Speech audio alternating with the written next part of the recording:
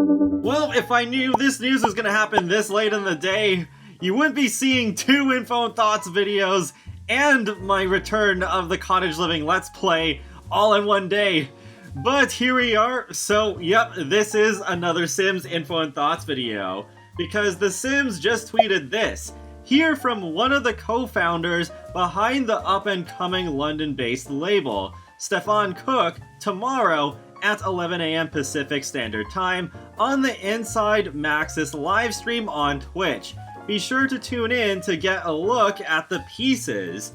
And in addition to that, they say, we're also talking hot topics and updates coming in the next patch, so don't miss the last stream of the year. So that's kind of interesting that they are focusing a bit more on the kit, I guess because it is more of a direct collaboration with a brand than the previous two Create a Sim kits were. And actually, I don't think they've really spotlighted a kit on the live stream since the first three that came out towards the beginning of this year.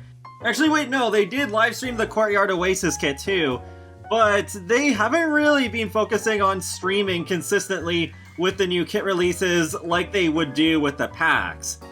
And they didn't really hype up the updates that much, so it's still not really giving much of an idea of what to expect, but as I said in the previous video, there are still those two things that are up in the air with letting us customize our Sims' space with color, and something that is supposed to add dimension to our Sims' lives.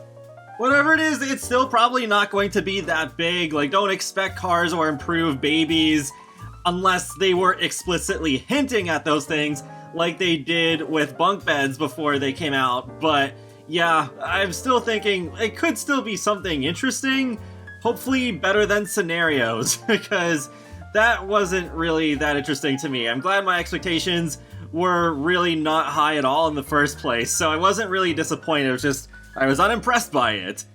I am really interested too in seeing what's gonna happen during the Hot Topic segment, because one thing I absolutely would consider a hot topic at the moment is limited time scenarios. I've seen a lot of people saying that none of the scenarios that have been released so far should be limited time, and I agree with that. There is still that one leaked one we haven't officially had in the game yet that's themed around the holidays.